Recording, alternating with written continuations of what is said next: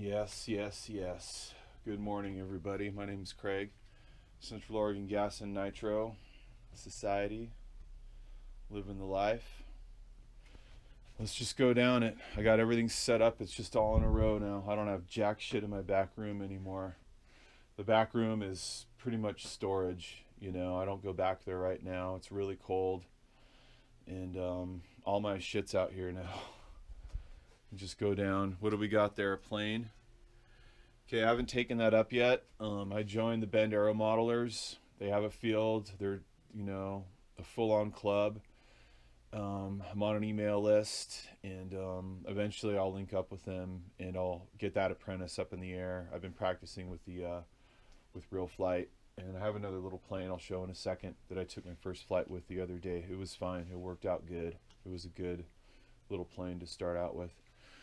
So, moving right along down car row here. Here's the MP10 buggy. I took everything apart, and I want to race this for this upcoming nitro season. All I did really was I just took everything apart. I took the radio out. I started taking these off. These are on really tight. I might have to hit those with some heat to get those off. I was gonna go into the diffs and look. I decided to skip that.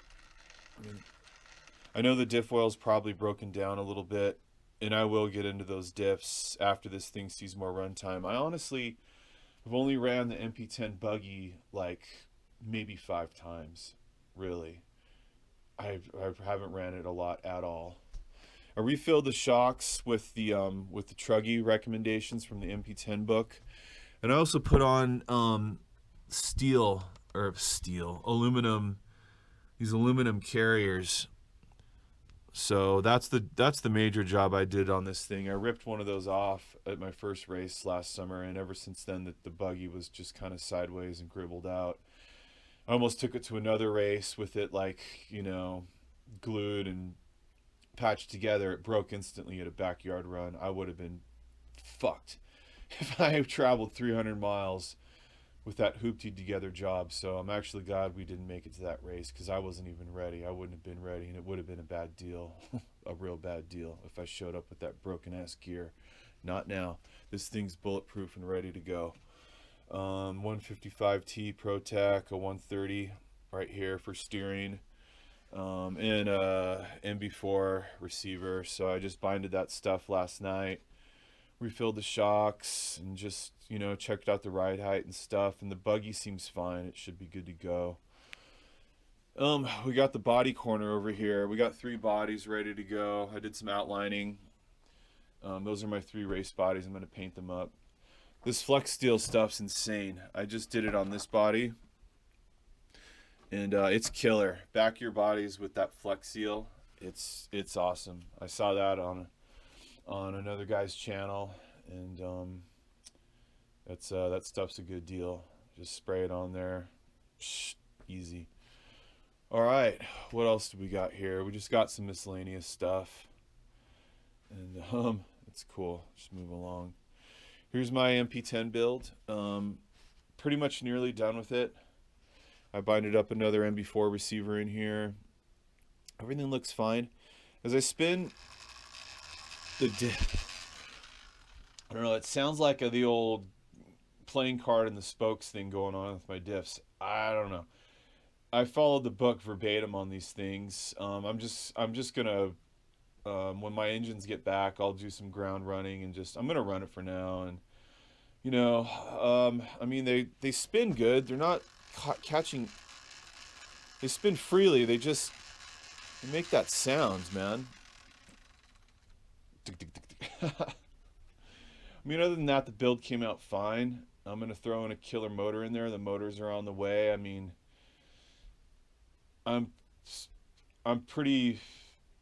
I'm confident that the car will do a good job. The gear is killer. Did the same thing I did for that one, I did for this one. So, everything should be fine there, really. So, some other gear here. There's the pipe there. I did a wing. I'll throw this wing on the e-buggy. Ideally for this race season, I'd like to make it to at least one event where I can do truggy and 2 buggy classes. I like to do e-buggy, just check it out. I'll just run the MP9 RTR. Okay, if I like it, then I'll probably build an e-buggy kit. I mean, that Kyosho RTR buggy is killer. We can take a look at in a second, I'm sure. You know, some of this stuff, it's not a race kit. You know, but I'm willing to enter it in a class and see if it'll survive a race. So it says racing out of the box. That's what I want. I want to take it racing. All right, looks good, looks good. Nitro table, NB4 radio. This radio is killer. I've binded a couple cars with it so far, and I'm excited to use it. I'm gonna just keep going over it and learning it more and more. It's got a lot of features on it, and I've been happy with it. I was already clawing at that thing, this tool chest right here for tools. Let's take a look at our weather. Okay, so all right, so we got some snow out here, and it is cold as shit out there. So I wanted to I was thinking about going snowboarding today. I haven't gone snowboarding in a long time. Oh yeah, here's that little plane I took up. Your little Sport Cub S. It's fine. It's just something I picked up at D's Hobbies. I bought a lot of plane shit from D's. I bought 2 planes and Real Flight 9 from them. They have a lot of plane stuff there. They're also really good for anything involving batteries. I brought a couple solder jobs there. My local hobby store is really good for anything like electric related. Electric solder jobs, batteries, chargers, plane stuff. They have a lot of that stuff, so they specialize in that. So I like to go there, just make an appearance, let them know, you know, I'm here, I'm in the community, and I want to be asking them stuff, making them feel like we appreciate them being there. Their store gets so crowded and packed full of people asking them crazy stuff. They really do a good job in keeping everybody at bay and stuff. So this little plane was a lot of fun.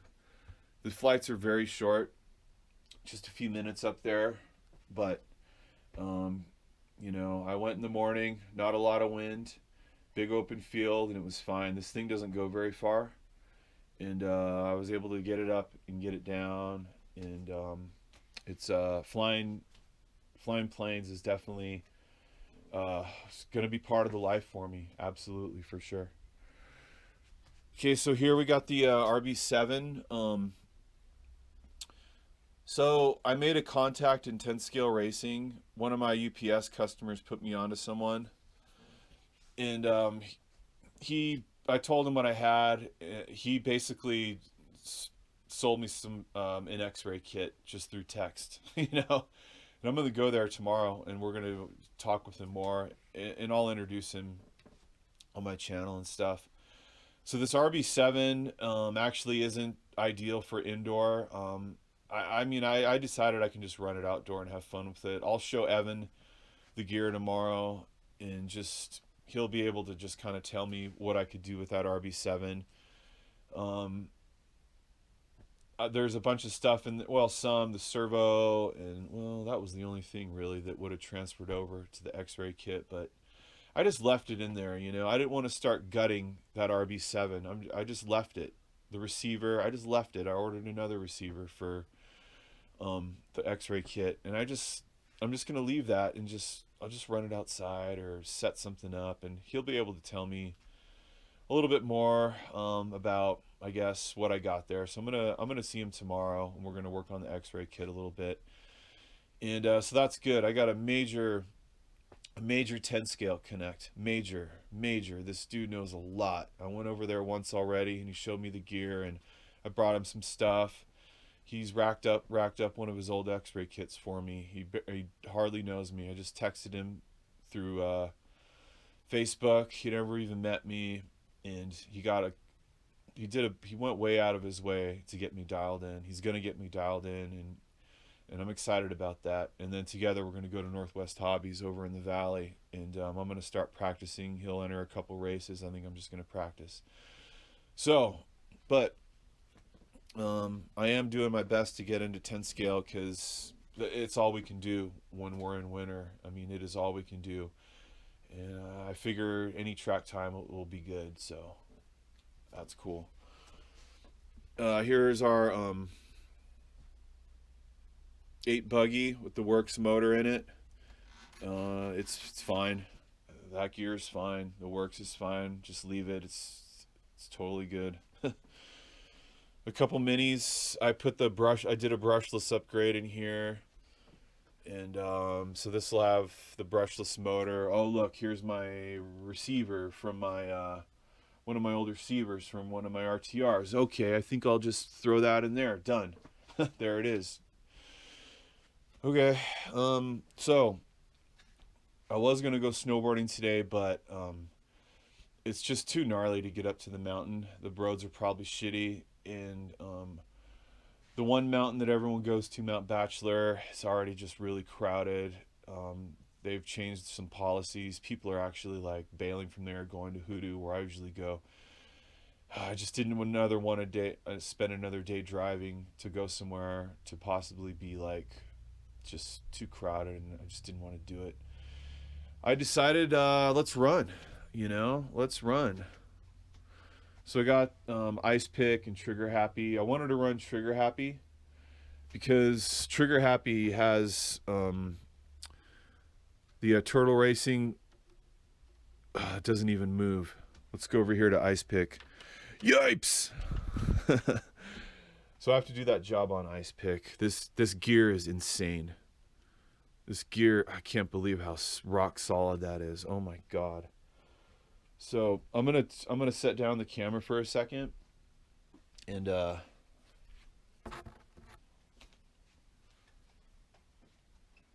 turn on my GT3B here. I'll turn on Trigger Happy. Okay, so we got a high-tech. We got a high-tech, large-scale high-tech servo in there. I don't know, we just got an issue with this servo. Yipes. Fuck. That's got to come out. That's got to come out. I tested this last night. I wanted to run Trigger Happy today. There's my stock Chung Ying servo, working fine. Alright, so let's turn off Trigger Happy. The servo's fucked. It's got to come out. This is the reason I bought 2 fifth scale cars. I double down on stuff that that's proven to be a good deal. So let's go over to our radio and let's just choose model, and we'll go to let's see, where the hell is Icepick? Is Icepick old Fly Sky 1? Did I not even name Icepick in here? Okay. Alright, so charged Icepick's battery. I did the mesh motor mod. I mean, that should be fine. Okay, we got steering in Icepick. That's it. Shut that down. I should have shut the car down first. Anyway, Icepick's good to go. Put the paddles on. And that's why I have 2 cars. You go out to run one and you're like, fuck, which is cool. I'll do the job. Here's the gear right here to do the job, There's the servo saver. So that's something I can do like during the week. That's it. So today I'm going to go and get some gas and just see if I can get Icepick around on some boomerangs at the hillside spot, and just enjoy, not be in a rush, come back, make a video, maybe make a beat or something, and just have fun.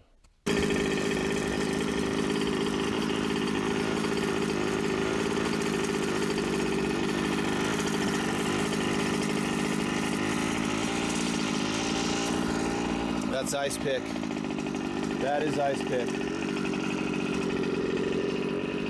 our little snow run today. Icepick's been idling for a pretty long time. Fair enough. Okay. And it's fine. Icepick should be good. So I just want to try to tune Icepick a little bit today. We got some snow here. It's not too deep. I think the car could get through this stuff. I just got to do this right. I'm at the hillside spot. If I send Icepick down this hill and I can get it to make momentum up the not so steep part, I think I could get some boomerang action happening. But I got to tune a little bit, so I'm just going to tune for a while, and maybe I could get Icepick to do that thing, man.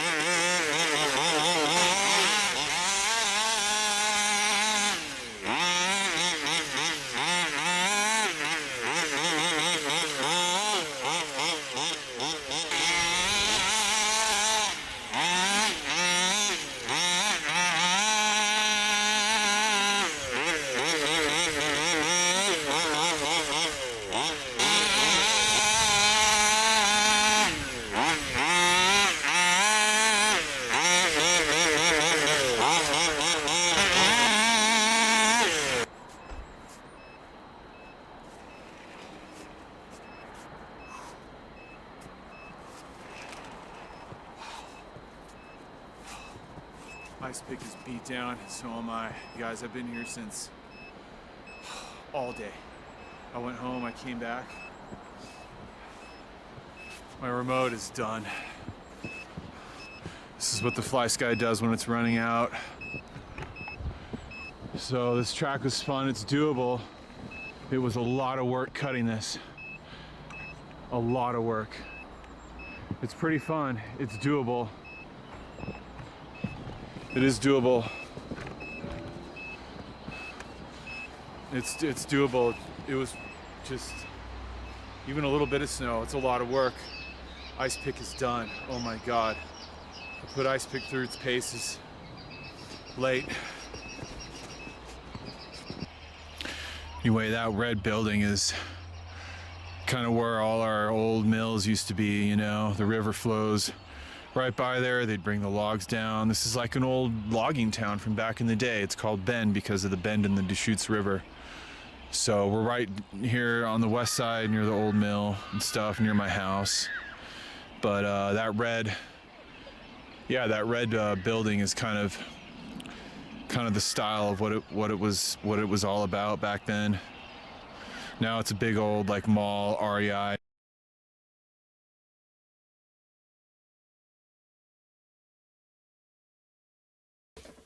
Wow, nothing like the good old houses on fire run.